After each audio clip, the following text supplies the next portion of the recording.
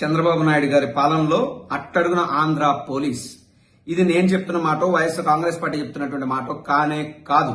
దీన్ని అధికారికంగా ధృవీకరించినట్లయింది కేంద్ర ప్రభుత్వం సమర్పించినటువంటి 2025 సమగ్ర నివేదిక.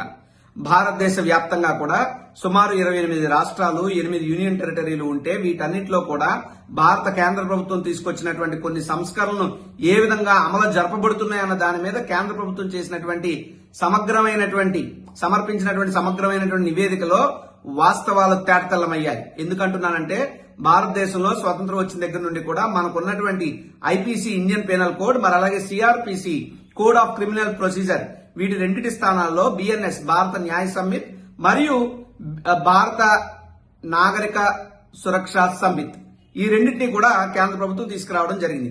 తీసుకొచ్చినటువంటి ఈ రెండు గొప్ప సంస్కరణలు ఆంధ్రప్రదేశ్ రాష్ట్రంలో కాదు, భారతదేశ వ్యాప్తంగా ఉన్నటువంటి 28 రాష్ట్రాలు, 8 యూనియన్ టెరిటరీలో ఎలా అమలు జరగబడుతున్నాయన్నటువంటి దాని మీద కేంద్ర ప్రభుత్వం తన యొక్క నివేదికను ఇస్తే, ఆ నివేదికలో ఎంత దారుణమైనటువంటి పరిస్థితులు ఆంధ్రప్రదేశ్ రాష్ట్రంలో ఉన్నాయో తేటతెల్లం అవుతుంది. ఎందుకంటే ఈ రాష్ట్రంలో ఎక్కడా కూడా పోలీస్ వ్యవస్థలా చంద్రబాబు నాయుడు గారి ప్రభుత్వం పని చెయ్యనివ్వట్లేదు. ఇది వాస్తవం. రెడ్ బుక్ రాజ్యాంగాన్ని అమలు చేస్తున్నారు, అధికార దుర్వినియోగాన్ని అమలు చేస్తూ ఉన్నారు, కక్ష సాధింపు చర్యలకు దిగుతా ఉన్నారు. వీటన్నిటి వల్ల సామాన్య పౌరులకు అందాల్సినటువంటి శాంతి భద్రతలకి విఘాతం కలుగుతుంది అన్నటువంటి విషయాన్ని చెప్పగానే చెప్తుంది కేంద్ర ప్రభుత్వం ఇచ్చినటువంటి నివేదిక. ఏముంది అసలు ఆ నివేదికలో అంటే, ఈ యొక్క తీసుకొచ్చినటువంటి సంస్కరణలను ఎలా అమలు పరిచారన్న దాన్ని చూస్తే మొత్తం 36 ఉంటే సిగ్గుచేటు ఆంధ్రప్రదేశ్ రాష్ట్ర ర్యాంక్ 36 ఉంటే 36వ ర్యాంక్, అంటే అట్టడుగు స్థానం, చిట్ట చివరి స్థానం, ఆఖరి స్థానంలో నిలబడిపోయింది ఆంధ్రప్రదేశ్ పోలీస్ శాఖ. ఇంతకన్నా సిగ్గుపడాల్సినటువంటి విషయం మరైతేనా ఉంటుందా అని చెప్పి నేను రాష్ట్ర ప్రభుత్వాన్ని అడుగుతా ఉన్నా.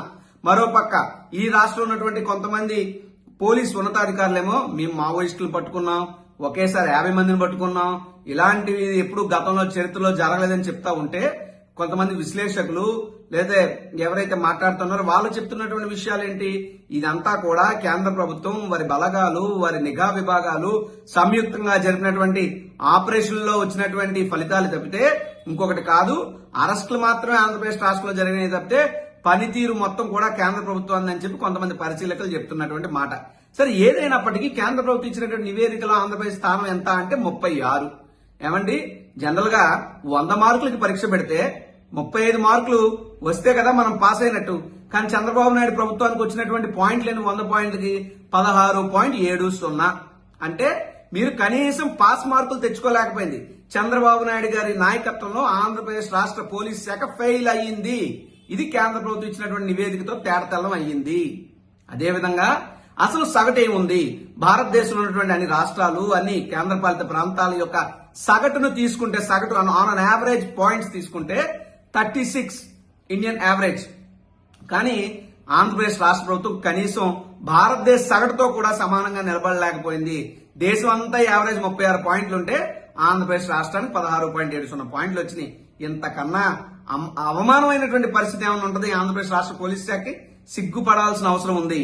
రాష్ట్ర డీజీపీ గారు, రాష్ట్ర హోంమంత్రి గారు, గౌరవ డిప్యూటీ సీఎం గారు, గౌరవ ముఖ్యమంత్రి గారు, మీరేం చేస్తున్నారు? మీ పరిపాలన వైఫల్యం ఈ రోజు ఆంధ్రప్రదేశ్ పోలీస్ శాఖ పరువుని దేశవ్యాప్తంగా తీసినట్టయింది. దీని మీద మీకు బాధ్యత ఉందా నేను అడుగుతున్నా.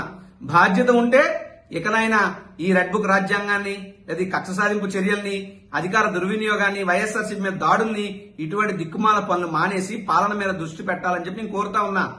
ఎందుకంటే ఈ రాష్ట్రంలో ఎక్కడా కూడా ఒక హత్య జరిగితే, లేదా ఒక అఘాయిత్యాలు జరిగితే, లేక ఒక అత్యాచారాలు జరిగితే, ఒక దాడులు జరిగితే, సోషల్ మీడియా వేదికగా దాడులు జరిగితే ఏ ఒక్క దాని మీద కూడా స్పందించరు, కేసు కట్టరు, నిష్పక్షపాతంగా విచారణ చేయరు. ఎంతసేపు అధికారంలో ఉన్నటువంటి వ్యక్తులకు దాసోహం అనే పరిస్థితుల్లో ఉండడమే పోలీస్ వ్యవస్థ పనితీరు అయిపోతుంది తప్పితే సగటు ప్రజలకు న్యాయం చేసేటువంటి పరిస్థితులు లేవు అని చెప్పడానికి కేంద్ర ప్రభుత్వం ఇచ్చినటువంటి నివేదిక ఒక ఉదాహరణ.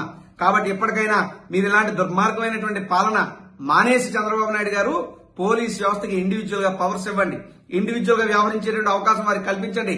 ఖచ్చితంగా గతంలో జగన్మోహన్ రెడ్డి గారి నాయకత్వంలో ఉన్నప్పుడు పోలీస్ వ్యవస్థకి ఆ రకమైనటువంటి స్వేచ్ఛ జగన్మోహన్ రెడ్డి గారు ఇచ్చారు. కాబట్టే జగన్మోహన్ రెడ్డి గారి పరిపాలన అనంతరం ఈ రోజు ఆంధ్రప్రదేశ్ రాష్ట్ర శాఖకి కొన్ని అవార్డులు వస్తున్నాయి, కొన్ని ప్రశంసలు వస్తున్నాయంటే అది ఖచ్చితంగా జగన్మోహన్ రెడ్డి గారు నాయకత్వంలో ఆయన పరిపాలన బేస్ అని చెప్పడానికి ఆ వస్తున్నటువంటి అవార్డులన్నీ ఒక ఉదాహరణ.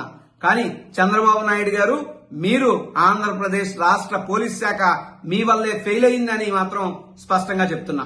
నమస్కారం.